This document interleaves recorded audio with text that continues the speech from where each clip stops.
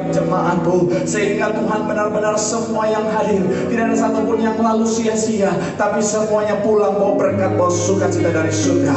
Kami doa apapun yang disampaikan isi hati Tuhan pasti memerdekakan, pasti memberkati setiap kami dalam nama Yesus. Mari yang siap diberkati, siap terima isi hati Tuhan dengan sukacita, sama-sama kita katakan amin. Boleh berikan tepuk tangan yang paling meriah buat Tuhan. Silakan duduk saudara. Terima kasih buat worship leader, singer, pemain musik, serta semua yang sudah melayani. Dan dari mimbar ini saya mau sampaikan salam damai sejahtera, shalom. Sekali lagi shalom. Haleluya, haleluya. Saya percaya dalam Tuhan ada sukacita, dan di mana ada sukacita pasti ada senyuman di wajahnya. Boleh sama-sama pagi hari boleh berikan senyuman dulu, bilang sama kanan kirimu, mari bersukacita dalam Tuhan. Haleluya, haleluya, haleluya. Senang bisa jumpa saudara. Kalau saudara hadir minggu lalu pasti sudah tahu bahwa mulai minggu kemarin saudara, saya yang sebelumnya jadwal paginya kosong, pagi-pagi bangetnya kosong, sekarang sudah ada jadwal tambahan di Karawaci jam 8 saudara. Jadi memang butuh waktu saya untuk bisa kesini. Biasanya 9.30 sudah naik, sekarang ya jam 10 kurang, jam 10 sudah baru bisa naik saudara. Tapi saya percaya semakin lama memuji menyembah Tuhan, saya percaya semakin hati saudara dipersiapkan untuk terima berkat Tuhan. Dan saya percaya semuanya pasti diberkati Tuhan. Amin. Sama-sama bilang sama saya, hari ini aku pasti diberkati Tuhan. Bilang kanan kirimu, siap-siap kamu juga pasti diberkati. Tepuk tangan yang paling meriah dulu buat Tuhan. Haleluya. Yuk, yang bawa Alkitab kita, mau angkat Alkitab kita. Yang bawa Alkitab juga boleh. Alkifon juga boleh. Yang nggak bawa apa-apa, angkat tangan juga boleh. Sama-sama dengan iman percaya, sama-sama kita mau katakan dalam nama Tuhan Yesus, aku percaya Alkitab ini berisi firman Tuhan.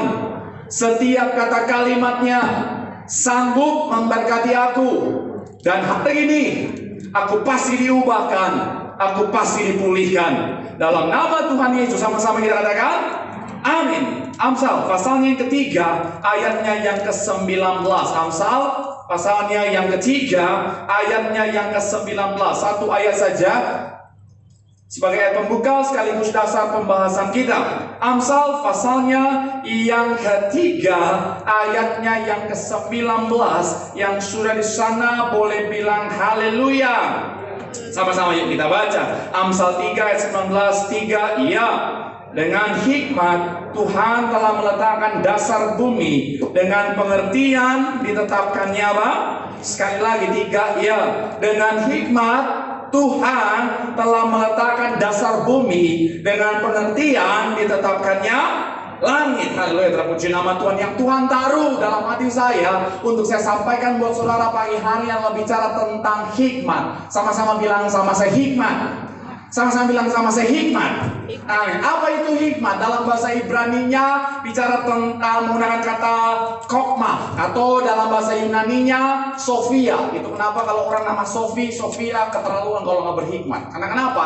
Dasar dari namanya aja udah hikmat saudara. Dalam bahasa Inggris diterjemahkan jadi wisdom saudara. Kamus Besar Bahasa Indonesia menyatakan, memberi arti tentang hikmat itu saudara bicara tentang kebijaksanaan atau kearifan. Nah, saya mencatat di sini saudara bicara tentang hikmat. Hikmat adalah sesuatu yang sangat penting dalam kehidupan seseorang. Sekali lagi bicara tentang hikmat. Hikmat adalah sesuatu yang sangat penting dan berharga dalam kehidupan manusia. Kenapa? Karena bicara tentang hikmat, melalui hikmat seseorang bisa mengambil langkah-langkah yang tepat dalam perjalanan kehidupannya. Sekali lagi, hikmat bisa membuat seseorang itu mengambil langkah-langkah yang tepat dalam kehidupannya.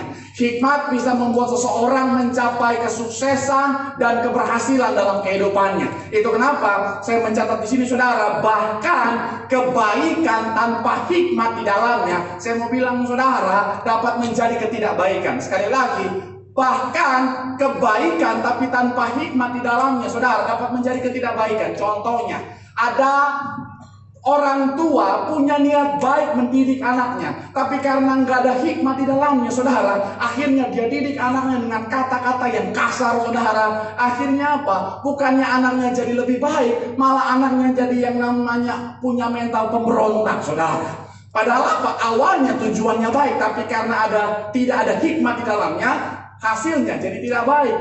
Ada orang-orang suami kadang-kadang punya niat baik untuk menegur istri, tapi karena nggak ada hikmat di dalamnya, akhirnya dia tegur istri dengan kata-kata kasar sampai kebun binatang Ragunan keluar semua, saudara. Akhirnya apa? Bukan istrinya jadi lebih baik, malah apa? Malah tertekan. Ada istri-istri tegur suami, punya kerinduan yang baik untuk suaminya jadi lebih baik, ingin dia tegur, tapi karena nggak ada hikmat di dalamnya, tujuan baiknya itu jadi kurang baik. Dia tegur suaminya pas lagi pulang kantor, capek-capek, saudara, panas-panasan, habis macet-macetan Jakarta lagi, saudara. Akhirnya baru pulang suaminya langsung dia sambut. Akhirnya apa? Bukan suaminya jadi lebih baik, malah kabur. Saya mau bilang, saudara, hikmat itu penting. Sama-sama bilang sama saya, hikmat itu penting.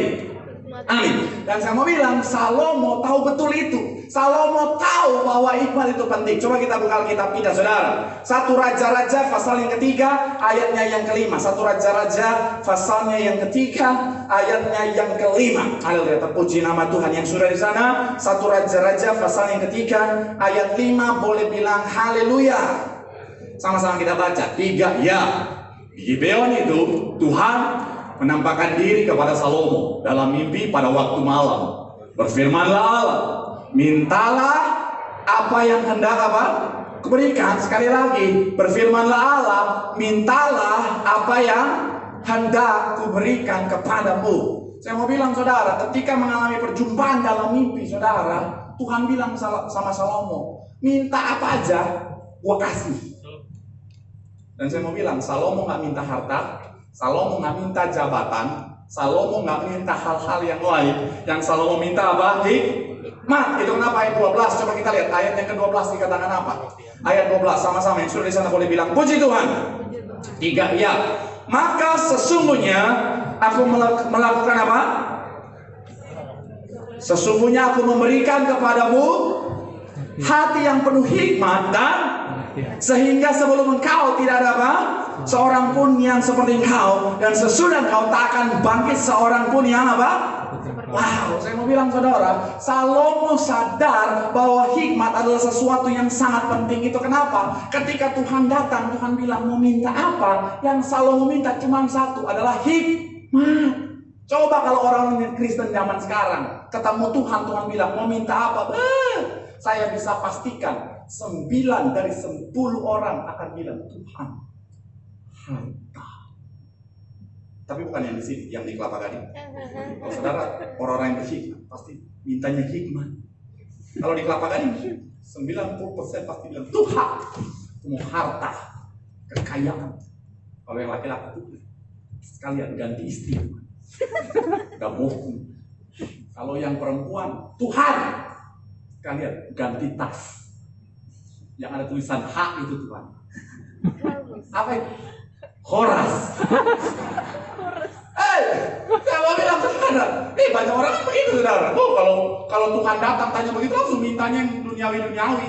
Apalagi yang belum punya rumah, atau udah punya rumah tapi mungkin rumahnya RSSSSS, rumah sangat sempit, selonjor saja susah, katanya. Pasti minta, Tuhan, aku mau rumah yang luas. Aku udah bosan dengan rumahku yang sempit. Kan orang di Jakarta kan rumahnya kan kadang sempit-sempit. Saya lagi lihat rumah di Pantai Indah Kapuk. Mahal, buat saya mahal. Kalau buat saudara wajah-wajah orang kaya mungkin murah itu. Tapi buat saya mahal, udah mahal, sempit lagi. Rumah Pantai Indah Kapuk bikin saya jadi kapok. Mahal, 1,4 M. Oh Tuhan, tapi saya masuk sempitnya minta ampun. Oh Tuhan, 1,4 M. Bayangin berapa ribu kali wabah itu. Itu pun, ngetahuin pendeta dosa. Itu pun jadinya nanti 2-3 tahun lagi. Oh Tuhan Yesus. Makanya orang kalau tinggal di Jakarta pasti ketika ketemu Tuhan mungkin Tuhan bilang mau minta apa? Pasti Tuhan, aku mau rumah yang luas, yang kayak lapangan golf. Kalau perlu kamarku luas. Kalau perlu jarak dari tempat tidur ke kamar mandi 100 meter. Tiba-tiba kebelet jalan 100 meter, keburu moncor di luar gitu. Saya mau bilang banyak orang pasti begitu, saudara. Apalagi anak muda. Saya di DM saya gitu ya, saudara, karena lagi musim Korea ya. Banyak anak muda ABG minta, Pak Pendeta tolong doain saya supaya saya dapat jodoh itu cowok Korea, Pak Pendeta. Ada Pak Pendeta, saya punya iman kan. Pak Pendeta bilang mintalah maka diberikan. Pak Pendeta tolong, Pak Pendeta doakan, saya pengen punya cok Korea. Saya mau bilang itu nggak berhikmat, saudara. Sama-sama orang Indonesia, beda kota aja, beda daerah aja bisa pusing. Apalagi ini beda negara. Saudara bisa bayangkan budaya Korea, budaya Indonesia beda. Kalau sama orang Jawa sama orang Jepang masih beda-beda tipis, masih mirip-mirip. Kenapa bisa begitu? Saya masuk warteg sama masuk sushi teh sama. Saya masuk sushi teh. Saya memang saya masuk warteg karena otomasi sama. Nah, kalau Jawa sama Jepang masih sama. Tapi kalau Korea susah. Makanya janganlah. Nggak kebayang kalau misalnya nanti mau kenalin sama suami, sama orang tua, udah pacaran nih. Pak, mau kenalin Pak, gini aku punya pacar orang Korea. Namanya Kapten Ri. Crash landing on you. Ya enggak, encin apa itu Pak Pendeta, makanya nonton. Bagus itu, langsung bernostalgia sama opa. Kapten Ri, oh namanya Ri. Namanya Ri. Nama panjangnya Katuari. Akhirnya si Kapten Ri, Anyo, oh kurang ajar ya, baru pertama kali ketemu udah berani bilang gua monyong, keluar kau pas baru. Susah. Emang deh, sekali lagi saudara udahlah, nggak usah yang aneh-aneh. Saya mencatat di sini saudara, hikmat adalah sesuatu yang sangat penting. Itu kenapa? Itu yang diminta oleh Salomo. Coba kita lihat Amsal 3 ayat 13 sampai 15. Amsal pasal yang ketiga 13 sampai 15. Yang sudah di sana boleh bilang puji Tuhan. 3 ya, berbahagialah orang yang mendapat hikmat, orang yang memperoleh kepandaian. Karena apa? Keuntungan perak dan hasilnya melebihi apa? Ia lebih berharga daripada permata, dan ia apa? Tidak dapat menyamainya. Pengkhotbah 7 ayat yang ke-19. Pengkhotbah pasal yang ke-7 ayat 19. Sama-sama 3 ya. Hikmat memberi kepada yang memilikinya lebih banyak kekuatan daripada apa? 10 penguasa dalam kota. Mungkin saudara bilang sama saya, ya Pak Pendeta, saya sudah tahu Pak Pendeta bahwa hikmat itu Pak Pendeta sesuatu yang baik. Saya sudah tahu hikmat adalah sesuatu yang menguntungkan, sangat penting dalam kehidupan saya. Tapi masalahnya Pak Pendeta, pendidikan saya pendidikan yang rendah. Saya mau bilang saudara, hikmat tidak selamanya bicara tentang pendidikan yang tinggi, saudara. Jangan saudara pikir ketika seseorang punya pendidikan yang tinggi, itu pasti bisa menjamin hikmat yang tinggi juga. Jangan saudara pikir orang yang nggak punya pendidikan yang tinggi terus nggak berhikmat. No, saya mau bilang saudara, banyak orang punya pendidikan yang tinggi, tapi mohon maaf nggak ada hikmat di dalamnya. Punya pendidikan yang tinggi, ada seorang wanita cantik, pendidikan tinggi, pergaulan luas, tapi mohon maaf tinggalkan Tuhan Yesus hanya karena laki-laki, hanya karena cinta. Saya mau bilang, mohon maaf buat saya nggak berhikmat. Ada seorang wanita cantik, suara bagus, tapi mohon maaf jadi pelakor. Buat apa? Cantik, suara bagus, jadi pelakor, nggak berhikmat. Ada orang-orang, saya mencatat di sini saudara, punya ijazah lulusan luar negeri, teman saya saudara, tapi pulang ke Indonesia malah pakai narkoba. Rusak hidupnya, nggak berhikmat. Ada salah satu kasus yang sangat terkenal.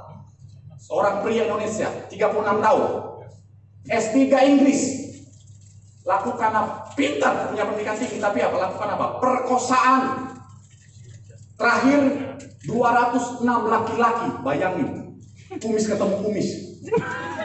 206 laki-laki dia perkosa. Sampai sejarah bilang begini saudara, ya, dia adalah pemerkosa dengan korban terbanyak sepanjang sejarah Inggris. Bayangin saudara, punya pendidikan tinggi tapi nggak berhikmat, nggak menjamin hikmat. Saya mau bilang saudara, sekali lagi, kalau saudara munculkan di layar, kalau saudara tahu Albert Einstein, dia punya quotes begini saudara, hikmat bukanlah produk dari sekolah, tetapi dari upaya seumur hidup untuk mendapatkan. Itu kenapa saya mencatat di sini saudara, untuk memiliki hikmat kita harus tahu sumbernya saudara. Nah, sumbernya dari mana? Tema bahasa source of wisdom. Dari mana kita bisa memperoleh hikmat? Yang pertama adalah dari pengalaman pribadi. Sama-sama bilang sama saya, pengalaman pribadi. Roma 8 ayat 28, boleh munculkan. Ini salah satu ayat yang terkenal. Roma 8 ayatnya yang ke-28. Yang sudah di sana boleh bilang haleluya. Sama-sama kita baca. 3 ya. Kita tahu sekarang bahwa Allah itu bekerja dalam segala sesuatu untuk apa? Yang mengasihi dia. Yaitu apa? sesuai dengan rencana Allah. Segala sesuatu Tuhan izinkan terjadi dalam kehidupan kita, saudara, semuanya punya tujuan yang baik. Salah satu tujuan Tuhan adalah supaya kita bisa belajar dari pengalaman-pengalaman itu untuk membuat kita menjadi orang yang berhikmat. Itu kenapa saya mencatat di sini, saudara, orang yang lebih dewasa, yang umurnya lebih tua, itu cenderung lebih berhikmat daripada orang yang lebih muda. Kenapa? Karena mereka lebih punya banyak pengalaman untuk dijadikan dasar pembelajaran dalam kehidupan mereka. Amsal pasal yang kedua, Ayub 12 sampai 12. Ayub 12 ayat yang ke-12. Boleh munculkan. Ayub pasal yang ke-12 ayat 12. Dikatakan apa di sana? 3, ya. Konon hikmat ada pada apa? Orang yang tua, dan pengertian pada orang yang lanjut umurnya. Saya mau bilang, saudara, itu kenapa? Sekali lagi, orang yang umurnya biasanya lebih senior, hikmatnya lebih tinggi. Kenapa? Karena mereka punya pengalaman yang lebih banyak untuk mereka jadikan dasar pembelajaran, saudara. Itu kenapa anak-anak muda jangan sampai terus nggak hormat sama orang tua. Pak Pendeta, ada nggak Pak Pendeta orang tua tapi nggak berhikmat? Ada juga. Siapa? Adalah mereka-mereka yang tidak mau belajar dari pengalaman yang mereka alami dalam kehidupan mereka, saudara. Akhirnya apa? Nggak berubah menjadi orang yang lebih bijaksana. Karena gini, saudara, pengalaman-pengalaman yang Tuhan izinkan, sekali lagi, kalau kita mau pelajari, saya mau bilang itu akan membuat kita jadi orang yang lebih berhikmat. Kalau saudara lakukan banyak kesalahan, saudara belajar dari kesalahan itu, saya mau bilang akan menjadi orang yang lebih berhikmat. Ada satu cerita dari Tiongkok, saudara. Jadi ada seorang yang sangat bijaksana di sana, sangat berhikmat di sana. Ditanya sama anak muda, bagaimana supaya bisa jadi orang yang berhikmat seperti Anda? Akhirnya si orang bijak ini bilang begini, lakukanlah banyak kesalahan dan belajarlah daripadanya, saudara. Akhirnya apa? Sekali lagi, saudara, saya mau bilang, ketika kita belajar dari pengalaman kehidupan kita, itu kenapa saya mencatat di sini, saudara, kita bisa jadi orang yang bijaksana. Saya, kalau saudara perhatikan Instagram saya, kalau ada yang belum follow boleh. Promosi lumayan, udah 50 kan? Kalau followernya masih 20, nggak usah tertawa ya. Ini khusus buat follower yang banyak. Sombong banget ya. Malah susah banget itu bikin dari 50. Saya mau bilang, saudara, banyak orang yang suka bilang, Pak Pendeta terima kasih, quotes-nya memberkati Pak Pendeta. Pak Pendeta terima kasih, quotes-nya bagus, bijaksana sekali. Saya mau bilang, padahal semuanya itu salah satu sumbernya adalah apa? Dari pembelajaran, dari pengalaman pribadi saya. Contohnya, ada satu quotes yang banyak yang like bilang begini, saudara. Saya tulis begini. Terkadang masalah adalah cara lain Tuhan untuk bilang I miss you. Saya mau bilang, saudara, itu berasal dari ketika saya dalam posisi nyaman, akhirnya Tuhan izinkan saya dalam masalah. Ketika saya evaluasi, ternyata kenyamanan saya membuat saya intensitas hubungan dengan Tuhan jadi berkurang, saudara. Akhirnya apa? Tuhan izinkan saya mengalami masalah, saya datang sama Tuhan, saya berdoa sama Tuhan, dan di situ saya ngerasain Tuhan kangen banget sama hubungan doa saya sama Tuhan. Di situ saya posting. Kadang-kadang masalah adalah cara lain Tuhan untuk bilang I miss you. Itu kenapa saya mau bilang sekali lagi, saudara, saya mencatat di sini penting bagi setiap kita untuk apa? Untuk belajar dari pengalaman. Kalau kita udah punya pengalaman dikecewakan, belajar dari itu. Kalau kita udah pernah ditipu sama orang, belajar dari itu. Kalau kita udah pernah ngalamin yang namanya sakit hati sama orang, belajar dari itu, saudara. Jangan sampai kita jatuh di lubang yang sama, saudara. Saya jujur, saya ini orang yang suka belajar bahkan dari hal-hal kecil, saudara. Dari hal-hal kecil yang terjadi, saya berusaha untuk ambil hikmahnya. Dulu saya suka main layangan, tapi saya ambil hikmahnya, saya berhenti ambil main layangan. Kenapa? Karena saya tahu betapa tidak enaknya tarik ulur. Gitu, jangan tegang. Saya mancing, saya berhenti karena saya belajar betapa lelahnya menunggu.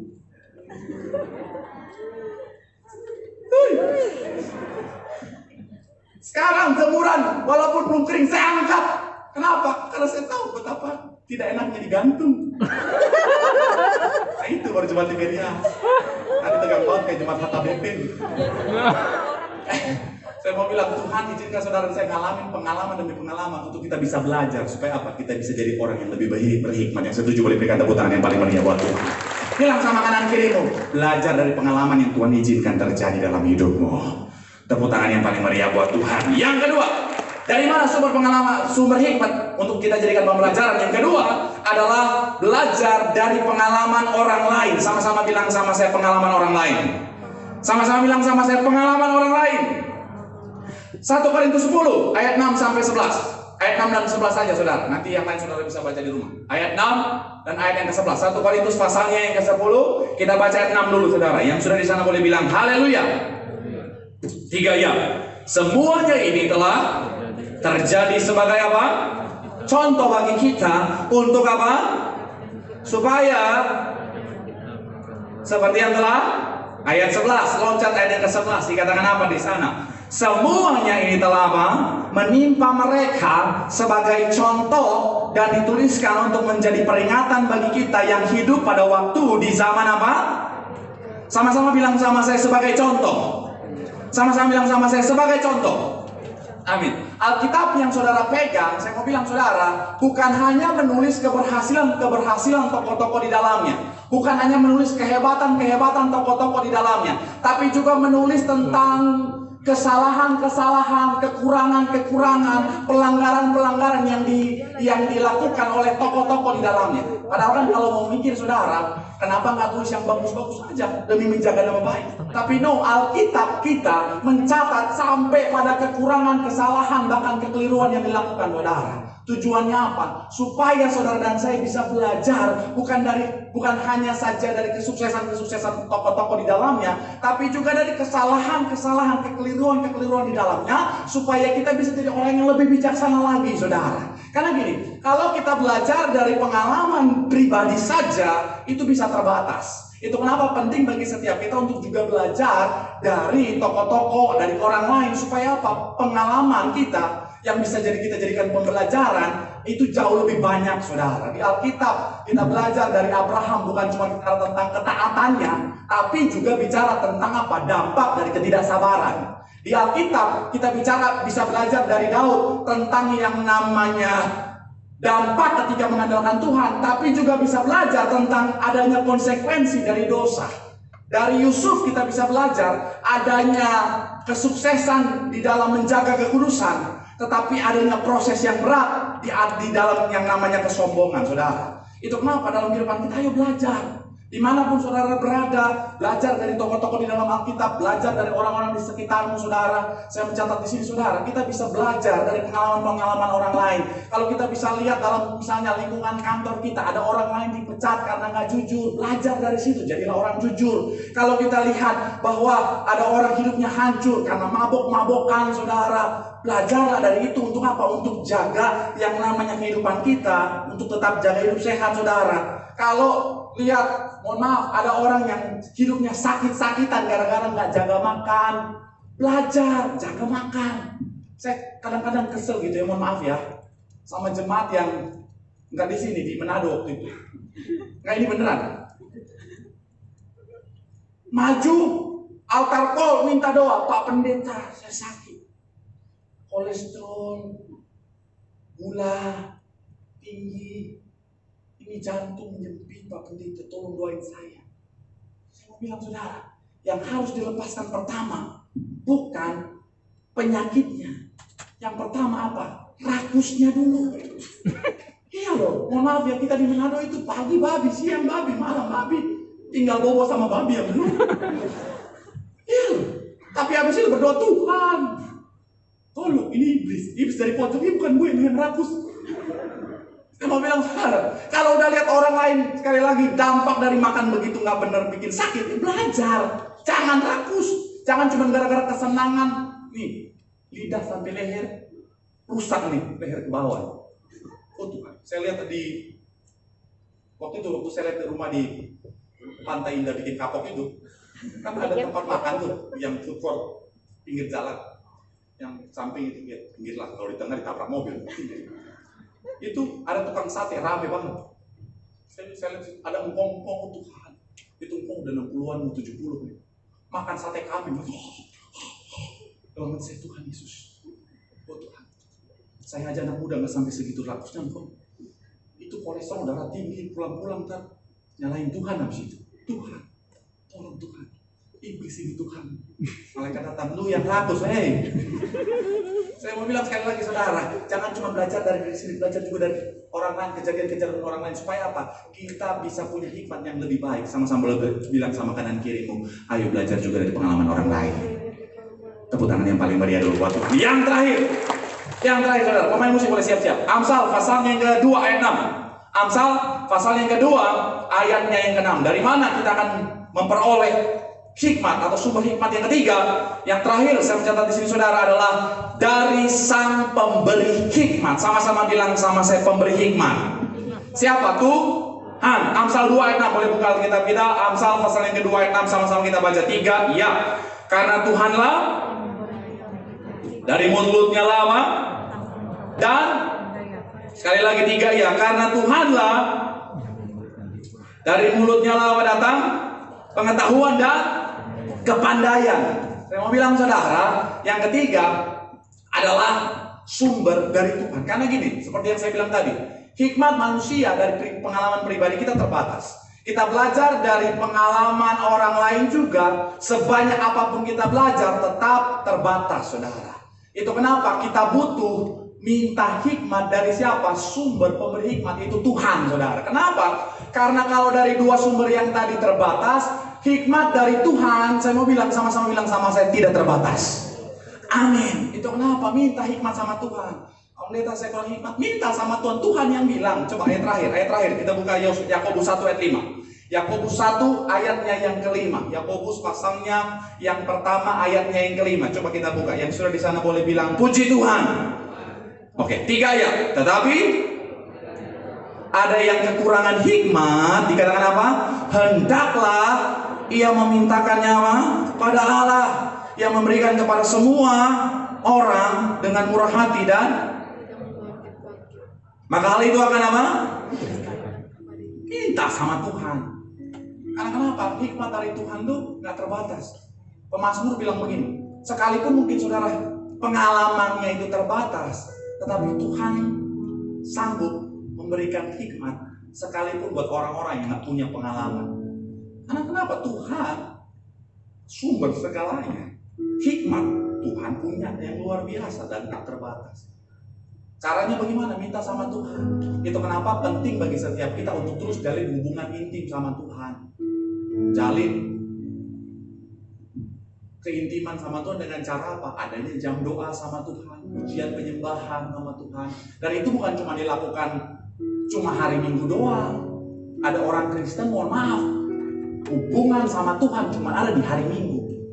Tuh, kalau udah di hari Minggu, bodoh, dari bangun pagi udah haleluya, shalom, Elohim, pulang pun ya pakai bahasa rosa, lalalala. Tapi udah malam, mulai hari Senin lagi hilang, duniawi lagi, sampai cicak aja lihat. Waktu hari Minggu nyanyinya, haleluya, ku bersyukur. Hari Senin sampai hari Sabtu. Jujur saya bilang kalau dengan sayang saya TikTok terus. Saya mau bilang setiap hari, karena kenapa kita jalanin hidup kita setiap hari. Setiap hari kita butuh hikmat yang datangnya dari Tuhan. Karena sebagai manusia kan kita terbatas. Sebagai manusia kadang-kadang apa yang kita pikir baik ternyata belum tentu benar-benar yang terbaik. Itu kenapa kita butuh hikmat dari Tuhan. Karena kenapa? Tuhan yang menuntun. Jangan sekali lagi seperti yang saya bilang tadi, hari Minggu kayak malaikat, hari biasa, malaikat aja sampai ngeri lihat. Kadang kan mau apa lagi, hari biasa, tiap hari mabuk terus. Cuma hari Minggu stop, hari biasa. Apalagi mohon maaf, ya kita kan orang-orang timur ya, Ambon, Batak, Manado, Papua. Bicara tentang mabuk tuh kadang-kadang udah seperti sesuatu yang dekat banget gitu sudah. Bahkan di Manado masih ada orang mabuk aja lagu rohani. Terima kasih Tuhan Yesus. Betul. Sampai ada cerita katanya, 3 orang sahabat lama ketemu. Yang satu udah kerja di PLN, dia bilang, akulah terang dunia. Yang satu kerja di PDAM, dia bilang, aku kerja di PDAM, akulah air hidup. Yang satu nggak ada kerja, mabok terus tiap hari. Dia bilang, tenang, akulah pokok anggur yang benar.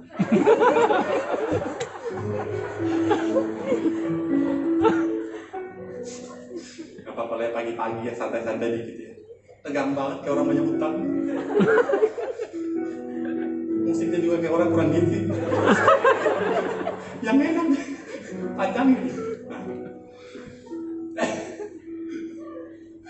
Saya mau bilang saudara, kita kadang-kadang tuh manusia terbatas. Itu kenapa kita butuh hikmat dari Tuhan. Bagaimana memperoleh hikmat dari Tuhan? Jalan keintiman sama Tuhan. Saya dalam kehidupan saya jujur, yes, di tengah kehidupan saya masih anak muda, saudara. Kadang-kadang masih belum berpengalaman, saudara. Tapi karena kedekatan dengan Tuhan, banyak hal-hal yang kadang-kadang di luar kemampuan saya, Tuhan bisa arahkan, dan akhirnya apa? Bisa mengambil keputusan yang tepat. Sekali lagi saya mau bilang dalam kehidupan kita, ayo jalan keintiman sama Tuhan, minta hikmat sama Tuhan. Kau akan lihat Tuhan akan menuntun. Setiap langkah yang kau ambil adalah langkah yang menuju pada kemenangan. Boleh berikan tepuk tangan yang paling meriah bagi Tuhan. Bilang sama kanan kirimu, minta hikmat sama Tuhan. Bilang sama yang ngomong, hikmat dari Tuhan tidak terbatas. Sama-sama teduhkan hati kita di hadapan Tuhan.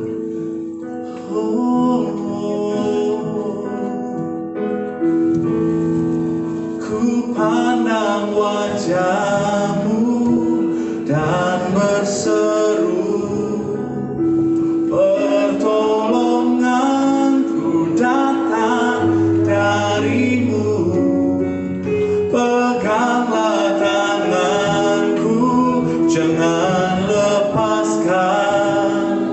Kaulah harapan dalam, katakan, ku pandang wajah-Mu Tuhan, ku pandang wajah-Mu dan berseru, pertolongan kami